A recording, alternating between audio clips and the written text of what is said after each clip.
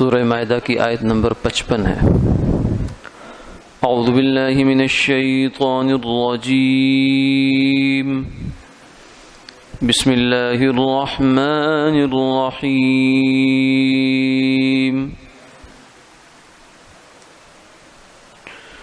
انما ولیکم اللہ ورسولہ والذین آمنوا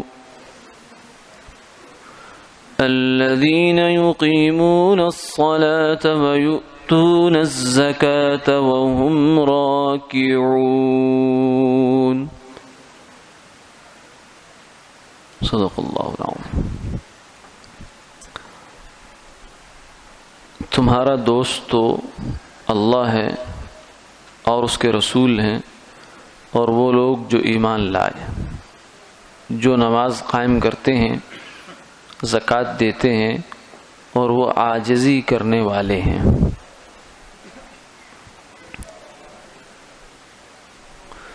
گزشتہ آیات میں مسلمانوں کو کفار سے دلی تعلق اور دوستی کرنے سے منع کیا گیا تھا۔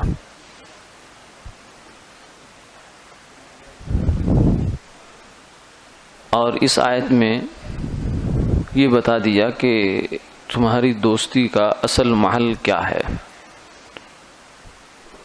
تمہاری محبت کی اصل مصرف کیا ہے، اصل جگہ کیا ہے، کیونکہ انسان انس سے ہے۔ انس ہوتا ہے میلان رکھنا، جھکاؤ رکھنا، کسی کو چاہنا، کسی کی طرف متوجہ ہونا، تو یہ تو انسان کی فطرت میں شامل ہے۔ اب سوال یہ ہے کہ یہ جو فطرت ہے اس کی، یہ فطری تقاضا ہے اس کا، یہ کہاں پورا ہوگا؟ اصل میں اس کا دوست کون ہے؟ انسان کا، پھر انسان میں سے خاص طور سے مسلمان آدمی کا صحیح حقیقی معنوں میں جو اس نے دل لگانا ہے وہ کس سے لگانا ہے؟ تو وہ فرمایا کہ دل لگانے کی ذات تو ایک ہی ہے۔ انما ولیکم اللہ، تمہارا دوست اور دل لگانے کی جگہ وہ اللہ ہیں۔ اللہ کے ساتھ اپنا دل لگاؤ، اسی کی محبت جو ہے وہ اصل ہے۔ اس لیے سرکار دو عالم صلی اللہ علیہ وسلم نے فرمایا، اللہم انی اسألوک حبک، اے اللہ میں آپ سے آپ کی محبت کا سوال کرتا ہوں۔ آپ کی محبت کی، گویا کہ ہمارے لیے یہ ہوگا ترجمہ کہ اے اللہ ہم آپ سے آپ کی محبت کی بھیک مانگتے ہیں کہ اے اللہ ہمیں اپنی محبت عطا فرما دیجیے۔ جیسے بھکاری کسی دروازے کو بجاتا ہے، کسی جو ہے وہ گاڑی کے سامنے آتا ہے، آ کر اپنا کشکول سامنے کرتا ہے، اپنا ہاتھ سامنے کرتا ہے، اپنی جھولی سامنے کرتا ہے کہ اس میں کچھ ڈال دیجیے تاکہ اس سے میرا کام بن جائے۔ تو اس لیے اس دعا میں، اس نبوی دعا میں ہمیں یہ تعلیم دی گئی ہے کہ ہم بھی اللہ کے سامنے اپنی جھولی رکھ کے کہیں یا اللہ اس میں اپنی محبت کا کہ سمندر کا کوئی قطرہ ڈال دیجیے، کہ تاکہ ہمارے دل میں آپ کی محبت آ جائے، کیونکہ آپ کی محبت جو ہے یہی اصل دل کی روح ہے، یہی اصل غذا ہے اس کی۔ اس کے علاوہ جتنی محبتیں ہیں وہ دل کی غذا نہیں ہے، وہ دھوکہ ہے۔ فرمایا والذین آمنوا اشد حبا للہ، جو ایمان والے ہیں وہ تو اللہ کے لیے محبت کرنے میں بہت سخت ہیں، بہت زیادہ ہیں۔ سخت سے مراد یعنی محبت میں بہت شدت اختیار کیے ہوئے ہیں، ان کی اللہ سے محبت بہت زیادہ ہے، حد سے بڑی ہوئی ہے۔ تو یہ محبت یہ مطلوب ہے، اللہ تعالیٰ سے انسان کو محبت ہو، یہ مطلوب ہے، اور اس کے پیدا کرنے کا راستہ بھی ہے۔ ایک راستہ تو یہ ہے کہ اللہ کا ذکر کثرت سے کیا جائے، اپنے جو مشائخ ہوں، جس کسی کے بھی جو بھی طریقہ ہو ان کا اصلاح کا، تزکیہ نفس کا، اس میں محبت الہی کو پیدا کرنے کے لیے کچھ اشغال اذکار ہوتے ہیں۔ تو کثرت ذکر، کثرت تلاوت کلام پاک یہ محبت الہی کو پیدا کرتے ہیں۔ اور دوسرا یہ ہے کہ اللہ تعالیٰ کی نعمتوں کو سوچا جائے کہ کتنی نعمتیں اللہ نے میرے اوپر کر رکھی ہیں، عدم سے مجھے وجود بخشا ہے، پھر اسلام دیا ہے، پھر والدین دیے ہیں، پھر اچھی شکل و صورت دی ہے، پھر کتنی نعمتیں ہیں. وَإِن تَعُدُّوا نِعْمَةَ اللَّهِ لَا تُحْصُوهَا. اے انسانوں، اگر تم اللہ کی نعمتوں کو گننا چاہو تو گن نہیں سکتے ہو. گن ہی نہیں سکتے تو شکر کہاں سے ادا کریں؟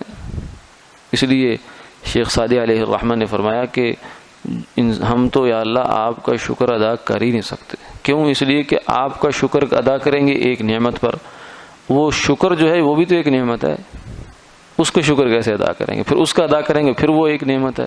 تو اس لیے ہم تو عاجز ہیں یا اللہ، جتنا ہم کر سکتے ہیں وہ کر رہے ہیں، باقی یا اللہ ہماری طرف سے آپ خود ہی پورا فرما لیجئے، ہمارے ادھورے کو بھی پورا فرما دیجئے.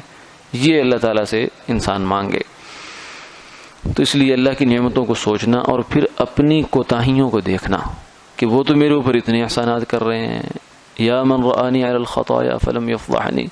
اے وہ ذات، مناجات میں یہ دعا ہے، مسنون دعاؤں میں، یا من رآنی علی الخطایا فلم یفضحنی، یا ذا المعروف، یا من قل عند نعمته شکری فلم یخذلنی، ویا من قل عند بلیته صبری. اے اللہ کہ آپ نے اتنی میرے اوپر نعمتیں کی، میرا شکر پھر بھی کمی رہا. آپ نے میرے اوپر اگر کبھی کوئی آزمائش بھیج دی تو میں بے صبر رہا، اور یا اللہ میں آپ کے نافرمان بھی رہا، لیکن آپ پھر بھی اتنے کریم اتنے کریم اتنے کریم کہ آپ نے میرے اوپر پردے ڈالے رکھے. فیا من رآنی علی الخطایا، آپ نے مجھے دیکھا کہ میں غلطیاں کر رہا ہوں، کوتاہیاں کر رہا ہوں، گناہ ہو رہے ہیں میرے سے، لیکن پھر بھی آپ اتنے کریم ہیں، اتنے شفیق ہیں. اللہ اتنے شفیق تو ماں باپ بھی نہیں ہوتے. ماں باپ کی برداشت کی بھی ایک حد ہوتی ہے، ماں کی برداشت کی بھی ایک حد ہوتی ہے. تو آپ تو اس سے بھی اتنی محبت فرماتے ہیں بندے سے یا اللہ، اور میرے سے آپ کو اتنی محبت ہے. اس چیز کو سوچنا اور اس کا احساس بیدار کرنا، صرف احساس بیدار کرنا، ورنہ یہ حقیقت تو موجود ہے. اللہ کو ہر دم ہم سے محبت تو ہے. اگر نہ ہوتی تو ایک لمحہ بھی ہمیں زمین پر رہنے کا جو ہے موقع نہ ملتا. گناہ کرنے کے بعد زمین پھٹتی، ہمیں نگل جاتی، آسمان گرتا ہمیں تباہ کر دیتا. یہ تو اللہ کا ہم سے تعلق ہے، اس کی مہربانی ہے، اس کا لطف ہے، اتنا کرم ہے کہ وہ ہمیں باقی رکھے ہوئے ہیں. تو یہ اللہ تعالیٰ کی محبت اس طریقے سے پیدا ہو جاتی ہے، اور یہ محبت بڑی چیز ہے. یہی محبت سب محبتوں کی جان ہے. اس کے بعد جو جتنی محبتیں ہیں، ایک محبت اللہ ہے، اللہ کی محبت ہے، اور ایک اللہ کے لیے محبت ہے، جسے محبت فی اللہ کہتے ہیں. یعنی ایسی محبت کہ جس کا مقصد اللہ کو راضی کرنا ہے، اور وہ محبت ہے اللہ کے نیک بندوں کی. انما ولیکم اللہ، یہ تو ہوگی اللہ کی محبت. ورسولہ، اور اس کا رسول تمہارا دوست ہے. اپنے پیغمبر سے محبت کرنا یہ بھی دراصل اللہ ہی کی محبت ہے. قل ان کنتم تحبون اللہ فاتبعونی یحببکم اللہ. اگر تم اللہ سے محبت کرتے ہو تو میری اتباع کرو، اللہ تم سے محبت کریں گے. یعنی حضور سے محبت یہ اللہ کو پیاری لگتی ہے، کیونکہ حضور اللہ کے محبوب ہیں. تو محبوب سے محبت بھی محبوب کے محبوب سے محبت بھی محبوبی کی محبت ہوتی ہے. کسی انسان سے اگر محبت ہو تو اس کی اولاد سے محبت ہو جانا ایک طبیعی بات ہے، اور اس کی اولاد کی محبت سے وہ انسان یہ نہیں سمجھتا کہ میری محبت میں کمی آ گئی ہے، نہیں، بلکہ وہ اس کو اور زیادہ شفقت کی نگاہ سے دیکھتا ہے. جیسے انسان کو اگر اہلیہ سے محبت ہے، بیوی سے محبت ہے، اولاد ہو جاتی ہے تو اولاد سے بھی محبت ہو جاتی ہے، لیکن اس محبت کو بیوی یہ نہیں سمجھتی کہ میرے حق میں کمی ہو گئی، نہیں، بلکہ وہ سمجھتی ہے کہ میری جو محبت ہے یہ وہی یہاں ظاہر ہوئی ہے. تو اسی طریقے سے اللہ کی محبت اور نیک بندوں کی محبت ہے. پھر نیک بندوں میں سے سب سے اوپر ہے نبیین والصدیقین والشہداء والصالحین. ان سب کی محبت جو ہے یہ اصل میں اللہ کی محبت ہے، کیونکہ یہ اللہ کے محبوب ہے. ہمیں ان سے جو محبت ہے وہ اس وجہ سے ہے کہ یہ اللہ کے محبوب ہیں، چاہے وہ صحابہ کرام ہوں، چاہے حضرات اہل بیت رضوان اللہ تعالی علیہ مجمعین ہوں، یا اولیاء اللہ ہوں، نیک بزرگان دین ہوں، علماء ہوں، فقہاء ہوں، محدثین ہوں.